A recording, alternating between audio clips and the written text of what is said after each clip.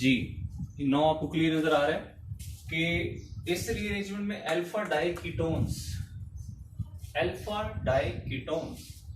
यानी डाइकीटोन्स हैं, दो कीटोन्स इसमें फंक्शन ग्रुप्स होंगे और वो दोनों फंक्शन ग्रुप एक दूसरे के अल्फा पोजीशन पर होंगे। आप रिएक्शन में ये चीज दे सकते हैं, ये this is ketone function group C double bond O, इसकी साथ वाली कार्बन पे एक और कीटोन फंक्शन ग्रुप है, ठीक है, C डबल बॉन्ड O। इसलिए इन्हें हम कहते हैं डाइकीटोन, इसलिए क्योंकि दो कीटोन फंक्शन ग्रुप है, और अल्फा डाइकीटोन इसलिए क्योंकि दोनों एक दूसरे की अल्फा पोजीशन पर मौजूद है और इनके साथ एरोमेटिक जो अराइल ग्रुप्स मौजूद है, बेंजीन रिंग वाले ग्रुप्स मौजूद है।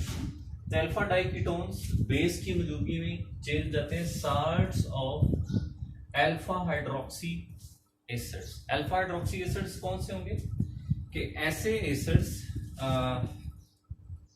यहां पर ये एग्जांपल आप देखें तो इसमें COO ऊपर नेगेटिव चार्ज है। ये नेगेटिव चार्ज एक्चुअली कहां से है, अगर आप सपोज करें कि यहां पर हाइड्रोजन आयन मौजूद है H, तो फिर ये बनेगा COOH, फिर ये बनेगा कार्बोक्सिलिक एसिड।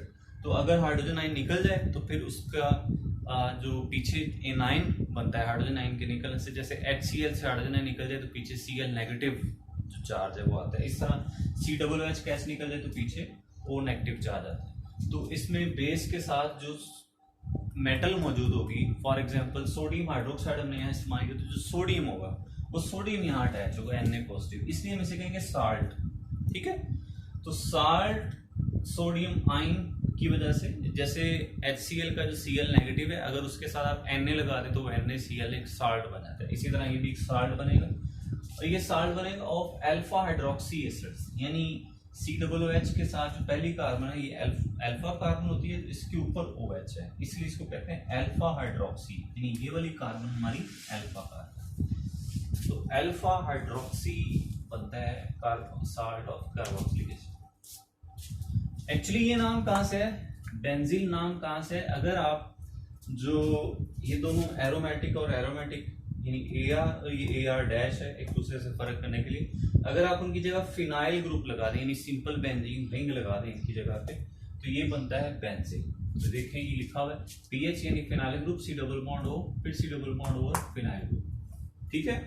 AR की जगह, दोनों AR की जगह अगर आप PH दोनों साइडों पर फिनाइल ग्रुप लगाते हैं तो इसे कहते हैं बेंजीन। और अगर बेंजीलिक एसिड का क्या फार्मूला है, बेंजीलिक एसिड किसको कहते हैं कि अगर आप इस C में इधर भी फिनाइल ग्रुप लगाएं, इधर भी फिनाइल ग्रुप और इधर OH और इधर COOH, तो फिर ये कहलाएगा बेंजीलिक एसिड। देखें ये C दोनों फिनाइल ग्रुप, फिर OH और फिर COOH, तो इन दोनों के नाम से इसका नाम है बेंजीलिक एसिड रीअरेंजमेंट। तो बेसिकली यानी ये जो हमने जनरल फार्मूला लिखा है ये तो काफी ज्यादा एरोमेटिक कंपाउंड्स पे अप्लाई हो सकता है, लेकिन सबसे बेसिक एरोमेटिक कंपाउंड जिस पर ये अप्लाई होगा वो बेसिक एरोमेटिक कंपाउंड है बेंजीन। यानी अगर आप सिंपली एरोमेटिक जो ग्रुप है AR अराइल ग्रुप की जगह सिंपली फिनाइल ग्रुप लगा दें, सिंपल बेंजीन रिंग, तो फिर ये बन जाएगा बेंजीन। और इधर भी आप अगर सिंपली फिनाइल ग्रुप लगाएं किसी और अराइल ग्रुप के अलावा, तो फिर ये कहलाएगा बेंजीलिक एसिड का सॉल्ट। तो इसलिए बेंजील और बेंजीलिक एसिड इस रीअरेंजमेंट के बेसिक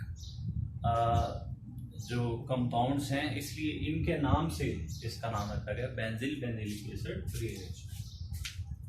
तो ये रीअरेंजमेंट आमतौर पे तो अप्लाई होती है एरोमेटिक अल्फा डाइकीटोन्स के लिए, एरोमेटिक अल्फा डाइकीटोन्स के लिए मोस्टली ये अप्लाई होती है, लेकिन ये it can also be applied to aliphatic के लिए भी अप्लाई की जा सकती है, यानी जिनमें कार्बन स्टेट या ब्रांच चेन हो। और इसके अलावा ये अल्फा कीटोएल्डिहाइड्स के लिए भी अप्लाई किया। ये कौन से होंगे अल्फा कीटोएल्डिहाइड्स कि ये अगर आपके पास एल्डिहाइड ग्रुप है जिसकी अल्फा पोजीशन पे जो कार्बन है इसके साथ कीटोन फंक्शन, बाकी यहाँ पे भी एरोमेटिक और यहाँ पे भी एरोमेटिक, तो ये आपका कहलाएगा अल्फा कीटोएल्डिहाइड। तो ये ना सिर्फ एरोमेटिक अल्फा डाइकीटोन्स बल्कि एलिफेटिक अल्फा डाइकीटोन्स और अल्फा कीटोएल्डिहाइड्स पे भी अप्लाई की जा सकती है। ये इसका रिएक्शन है AR यानी अराइल ग्रुप और फिनाइल ग्रुप में ये फर्क है कि phenyl group simple benzene C6H6 से अगर आप एक H निकालें तो वो क्या रहता है phenyl group C6H5। This is phenyl.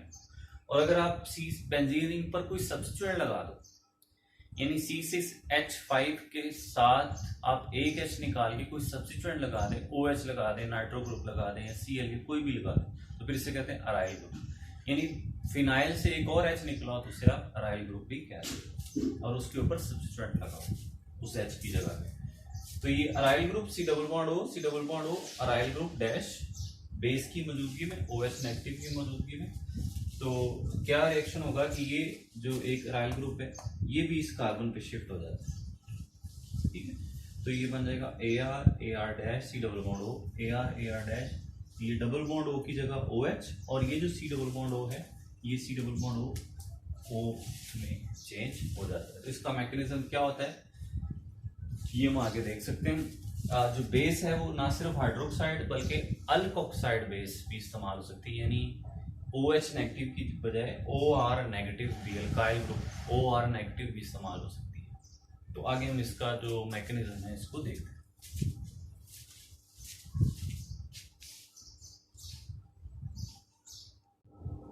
Ji next आप एक और रिएक्शन देख सकते हैं, AR C double bond O, फिर C double bond O AR dash. इस टाइम मैंने बेस अल्कोक्सी बेस लिया, RO नेगेटिव, यानी R की जगह आप मिथाइल इथाइल ग्रुप लगा सकते हैं। तो अगर आप अल्कोक्सी बेस लेते हैं तो फिर ये साल्ट नहीं बनता, फिर ये बनता है एस्टर, अल्फा हाइड्रोक्सी एस्टर जो है वो हमारे पास वजूद में आता है।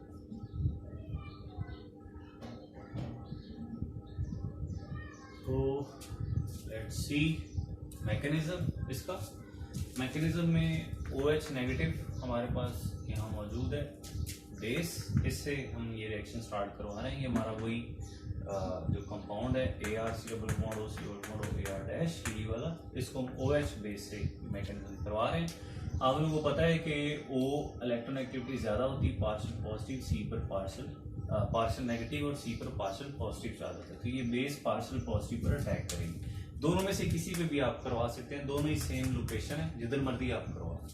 तो जब बेस यहाँ अटैक करेगी कार्बन पे तो ये फिर पाई बॉन्ड आगे O पर शिफ्ट हो जाएगा, इसलिए O पर आ जाएगा नेगेटिव चार्ज, और ये बेस OH जो है यहाँ आकर अटैच होती है।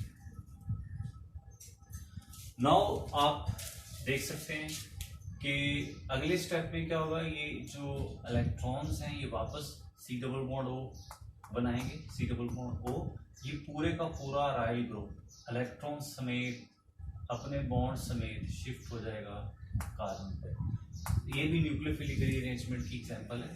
और जब ये इस कार्बन पर आएगा तो कार्बन पर ही ये क्यों आ रहा है, क्योंकि कार्बन पर पार्शियल पॉजिटिव है, O पर पार्शियल नेगेटिव है, और ये एरोमेटिक ग्रुप जब अपने इलेक्ट्रॉन्स लेकर आएगा तो इस पर नेगेटिव चार्ज होगा, ये न्यूक्लियोफाइल होगा, तो ये किसी पॉजिटिव चार्ज लविंग होगा, तो ये पॉजिटिव चार्ज पर अटैक कर इलेक्ट्रॉन ऊपर शिफ्ट होगा। तो इस तरह इस कार्बन के साथ दो अराइल ग्रुप अटैच हो जाते हैं, एक AR ये था और एक AR नया आ गया। तो आप ऊपर नीचे जो मर्जी कर लें, इससे कोई फर्क नहीं पड़ता। फिर ये C single bond O negative हो जाएगा। यहाँ पर आपके पास क्या रहेगा, C डबल बॉन्ड O, ये डबल बॉन्ड बन गया था और ऊपर OH, ठीक है।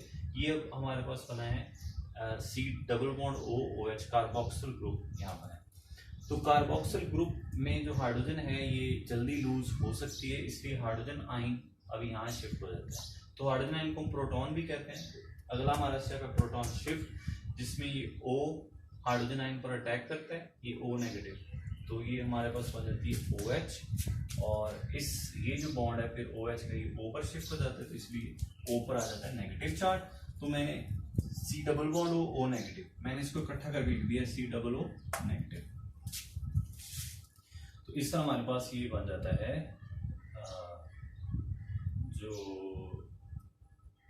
Alpha hydroxy salt of carboxylic acid. Ji